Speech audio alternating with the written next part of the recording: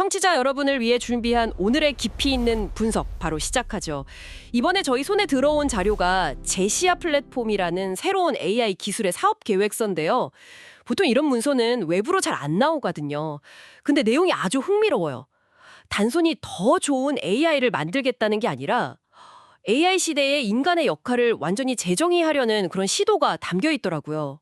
그 기술 회사 계획서가 기술이 아니라 철학 이야기로 시작하는 것부터가 좀 심상치 않죠. 그렇죠. 바로 그 지점이 오늘 이야기의 핵심이 될 것 같아요. 요즘 다들 챗GPT 같은 생성형 AI 쓰면서 막 놀라워하지만 동시에 마음 한구석에는 좀 찝찝함이 있잖아요. 이거 진짜 믿어도 되나? 하는 그런 질문이요. AI가 내놓은 답이 틀렸을 때 누구도 책임지지 않는 이 상황, 제시아 플랫폼은 바로 이 근본적인 문제에서 출발합니다. 자, 그럼 그 철학이라는 것부터 한번 들여다볼까요?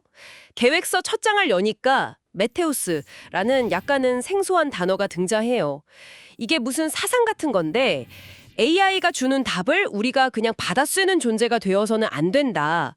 오히려 인간이 주도적으로 목표를 정하고 또 AI가 내놓은 결과를 꼼꼼히 검증하고 그 모든 결과에 대한 최종 책임을 져야 한다. 뭐 이런 내용이죠. 이게 그냥 좋은 말이 아니고요. 지금 AI 업계가 직면한 가장 큰 딜레마를 정면으로 겨냥하는 겁니다. AI가 실수하면 개발사는 AI는 원래 틀릴 수 있다 라고 하고 서비스 회사는 우리는 그냥 플랫폼일 뿐이라면서 발을 빼죠. 결국 그 피해는 고스란히 사용자에게 돌아오고요. 메테우스 철학은 바로 이 책임의 공백을 시스템적으로 해결하겠다는 뭐랄까 선언 같은 거예요. AI를 답만 뱉는 기계가 아니라 인간의 의사결정 전체 과정을 보조하고 관리하는 파트너로 만들겠다는 거죠. 계획서를 보니까 이 사람들이 현재 AI 시장을 보는 관점부터가 좀 독특해요. AI의 발전을 무슨 게임 레벨업처럼 3단계로 나눠서 정의하더라고요. 네, 그 부분이 아주 재미있죠. 1단계가 바로 지금 우리에게 익숙한 생성형 AI입니다. 텍스트, 이미지, 코드를 엄청나게 쏟아내면서 생산성을 극적으로 높여주는 단계죠. 근데 신뢰성은 보장되지 않고요.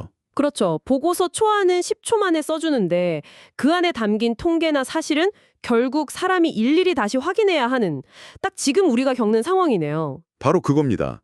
그래서 2단계로 검증형 AI가 필요해진다는 거예요.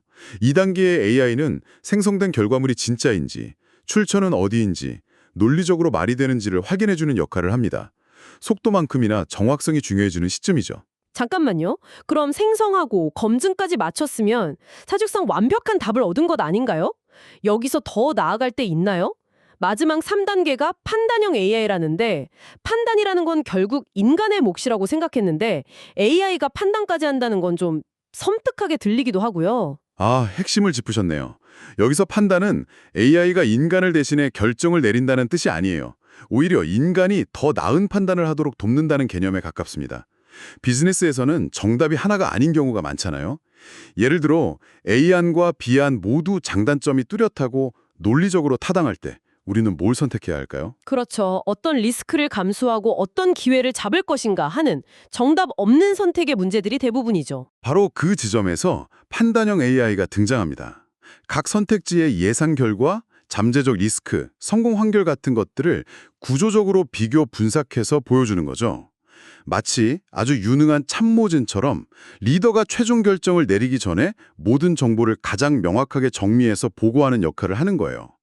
인간의 직관과 경험에 데이터 기반의 통찰력을 더해주는 겁니다. 그런 의미군요. 그러니까 단순히 더 좋은 부품, 그러니까 AI 모델을 만드는 경쟁에서 벗어나서 여러 부품들을 조립하고 검수해서 최종적으로 믿을 수 있는 완제품을 만드는 생산 라인 그 자체를 설계하는 도구다. 이런 말씀이시네요.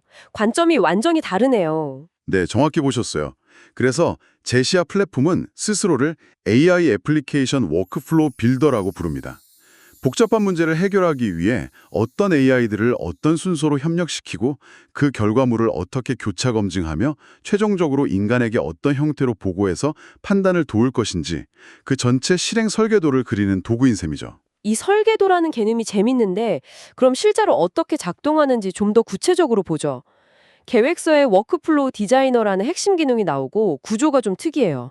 오케스트레이터, 크루, 워커. 무슨 영화 제작 현장 같아요. 그거 아주 딱 맞는 비유예요. 오케스트레이터는 영화 감독이나 오케스트라의 지휘자라고 생각하시면 돼요. 프로젝트의 전체 목표와 방향을 설정하는 거죠. 그 아래 크루는 촬영팀, 조명팀, 음영팀처럼 특정 전문 분야를 책임지는 팀이고요.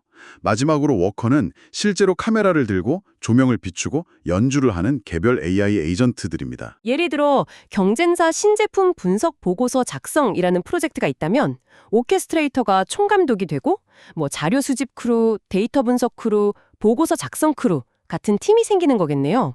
그리고 각 크루 밑에 있는 워커 AI들이 웹사이트를 뒤지고 판매량을 분석하고 보고서 초안을 쓰는 식이고요. 맞아요. 여기서 진짜 중요한 건 이 모든 복잡한 협업 과정을 코딩 한 줄 없이 시각적인 화면에서 마우스로 끌어다 놓으면서 설계할 수 있다는 점이에요. 마치 순서도를 그리듯이 말이죠. 누가 무엇을 어떤 순서로 할지, 그리고 A 워커가 끝낸 일을 B 워커가 어떻게 검증할지까지 전부요. 그리고 이 설계도의 결과물로 .orflow라는 확장자를 가진 파일이 만들어진다고 하는데 이게 뭔가 이 플랫폼의 심장처럼 느껴져요. 네, 바로 그 .orflow 파일이 제시아가 생각하는 핵심 자산입니다. 보통 AI 애플리케이션 하나 만들면 수많은 코드랑 설정 파일이 얽혀서 전체 구조를 파악하거나 재사용하기가 정말 어렵거든요. 그런데 이 .orflow 파일 하나에 방금 말씀하신 그 경쟁사 분석 보고서 워크플로우의 모든 것, 즉 역할 구조, 실행 순서, 검증 규칙까지 전부 담겨요. 그러니까 AI 워크플로우 전체를 하나의 파일로 만들어서 마치 PPT 파일처럼 저장하고 이메일로 보내고 다른 프로젝트에서 다시 불러와 쓸 수도 있게 만든다는 거네요. AI 애플리케이션을 자산화한다는 개념이군요. 그렇죠. 그리고 또 하나 포디움이라는 게 등장하는데요. 제시아 플랫폼이 설계를, 포디움이 구현을 맡는다고 되어 있어요. 이 둘의 관계도 흥미롭습니다. 설계와 구현을 분리했다는 건가요? 네, 명확하게 역할을 나눴어요. 제시아 플랫폼은 웹 기반의 시각적 설계 도구예요. 기획자나 현업 담당자가 코딩 없이 아이디어를 구체적인 워크플로우로 그리는 것이죠. 반면 포디움은 개발자들이 자기 컴퓨터에 설치해서 쓰는 개발 환경입니다. 개발자는 웹에서 설계된 그 .workflow 파일을 포디움으로 가져와서 실제 데이터를 연결하고 외부 API랑 연동하고 아주 세밀하게 테스트하면서 실제 작동하는 애플리케이션으로 완성하는 거죠. 아이디어를 내는 사람과 그걸 구현하는 사람의 협업을 아주 매끄럽게 만든 구조예요. 이 모든 기술이 정말 인상적인데요. 그런데 아무리 기술이 좋아도 결국에는 지속 가능한 사업 모델이 있어야겠죠. 이 똑똑한 사람들이 돈은 어떻게 벌겠다는 건지 한번 들여다보죠. 계획을 보니까 컨소시엄 기반 모델이랑 온라인 직접 서비스 모델 이렇게 투 트랙으로 가더라고요. 네, 이 투트랙 전략이 이 회사의 고민이 담겨 있어요. 먼저 컨소시엄 모델은 장기적인 관점의 B2B 사업입니다. 특정 산업, 예를 들어 커머스나 부동산 분야의 전문 기업들과 손을 잡고 그 산업에만 특화된 아주 깊이 있는 AI 솔루션, 즉 스킬팩을 함께 만드는 거죠. 첫 타겟이 커머스 분야던데 특별한 이유가 있나요? 계획서에 따르면 커머스는 거래 데이터가 풍부하고 비교적 표준화되어 있어서 AI가 학습하고 검증하기에 아주 좋은 환경이라는 거예요. 금융이나 의료처럼 규제 장벽이 높지도 않고요. 여기서 성공 사례를 만들어서 판단형 AI의 가치를 시장에 확실히 보여준 다음에 다음 단계로 훨씬 복잡한 부동산 분야로 확장하겠다는 로드맵을 그리고 있습니다. 근데 컨소시엄 사업은 파트너사랑 깊게 일해야 하니 시간이 오래 걸리고 성과가 외부에는 잘 안 보일 수 있잖아요. 그 시간 동안 시장에서 잊히면 안 되니까. 그래서 두 번째 트랙인 온라인 직접 서비스가 필요한 거군요. 일종의 기술 쇼케이스 같은 역할이네요. 맞습니다. 컨소시엄 사업만 하면 그래서 제시야 요즘 뭐 해요? 라는 질문에 답하기가 어렵죠. 그래서 장기 프로젝트가 진행되는 동안에도 제시아의 기술력이 얼마나 대단한지를 계속 외부에 보여주고 개발자 커뮤니티와 소통하기 위해 온라인 서비스를 병행하는 거예요. 이건 상업적 판매보다는 MCP, 그러니까 모델 컨텍스트 프로토콜이라는 방식을 이용한 공개 기술 시연에 가깝습니다. 이 온라인 서비스 계획도 보니까 아주 단계적으로 치밀하게 짜여 있어요. 네, 굉장히 전략적이에요. 1단계가 페이퍼문인데 PPT 자동 생성 데모예요. 누구나 몇 번 클릭만으로 그럴듯한 발표 자료를 만들게 해주면서 와, 이런 게 되네? 하고 기술력을 즉각적으로 체감시키는 거죠. 그 다음 2단계는 앱 테스트로 개발자들을 겨냥합니다.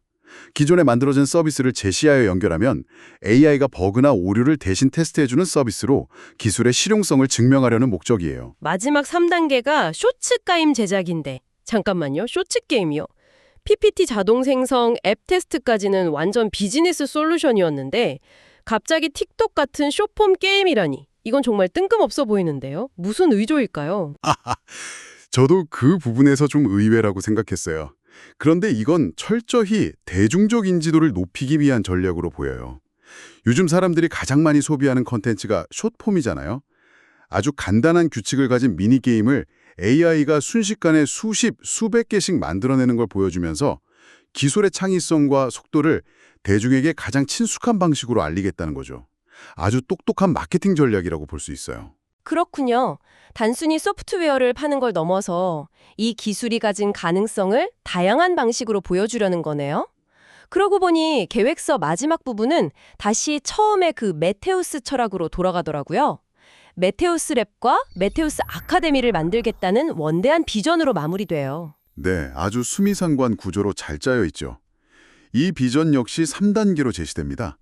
1단계 컨셉은 지금까지 우리가 이야기한 철학적 기반, 즉 생성형을 넘어 판단형 AI로 가야 하고 인간의 주도, 검증, 책임이 중요하다는 원칙을 세우는 단계고요. 그리고 2단계가 랩이군요. 연구소네요. 맞아요. 메테우스 랩은 이 철학을 현실로 만드는 실험실입니다. 신뢰할 수 있는 판단형 AI를 만들려면 어떤 구조가 가장 효율적인지, AI의 판단 근거를 어떻게 투명하게 기록하고 추적할지, 만약의 사태에 대비해 책임 소재를 시스템적으로 어떻게 설계할지 등을 연구하고 프로토타입을 만드는 곳이죠. 철학과 실제 시스템을 잇는 다리 역할을 하는 셈입니다. 마지막 3단계, 아카데미는 교육기관이고요. 그렇습니다. 메테우스 아카데미는 랩에서 검증된 새로운 AI 운영 방식과 철학을 다른 기업, 파트너사, 개발자들에게 교육하고 전파해서 하나의 표준으로 만들겠다는 목표를 가지고 있어요. 단순히 제시아 플랫폼 사용법을 가르치는 게 아니라 판단형 AI 시대를 어떻게 맞이하고 조직에 적용해야 하는지에 대한 사상과 방법론 자체를 확산시키는 거죠. 아, 이 사람들은 그냥 제품 하나 파는 게 아니라 AI를 다루는 새로운 표준, 하나의 생태계를 만들고 싶어 하는구나 하는 포부가 느껴지는 대목입니다. 오늘 제시아 플랫폼의 사업계획서를 통해 정말 하나의 거대한 그림을 본 것 같아요. AI 시대의 인간의 역할을 고민하는 메테우스 철학에서 출발해서 생성형 AI의 한계를 넘어 판단형 AI라는 새로운 목표를 제시하고 제시아와 포니움이라는 구체적인 도구로 그걸 구현하고 또 컨소시엄과 온라인 서비스라는 두 개의 엔진으로 시장에 접근하는 전략까지 정말 촘촘하게 설계되어 있네요. 제시아의 핵심은 또 하나의 생성 AI가 아니라는 점이에요. 오히려 수많은 AI들을 지휘하고 통제해서 복잡한 작업을 설계하고 그 과정을 검증하며 최종 결과에 대해 인간이 책임질 수 있는 틀을 만드는 운영체제, OS에 가깝습니다. 더 그럴싸한 답을 만드는 경쟁에서 한 발 비켜서서 어떻게 믿을 수 있는 AI 시스템을 만들 것인가? 라는 더 근본적인 질문에 답하려는 시도인 거죠. 오늘 이야기를 들으신 청취자 여러분도 한번 생각해 보시면 좋겠어요. 지금 내가 쓰고 있는 AI 도구는 단순히 그럴싸한 답을 주기 위해 만들어졌을까요? 아니면 내가 더 나은 판단을 내리도록 돕기 위해 만들어졌을까요? 그리고 앞으로 5년, 10년 뒤에 우리에게 정말로 필요한 건 과연 어느 쪽일까요?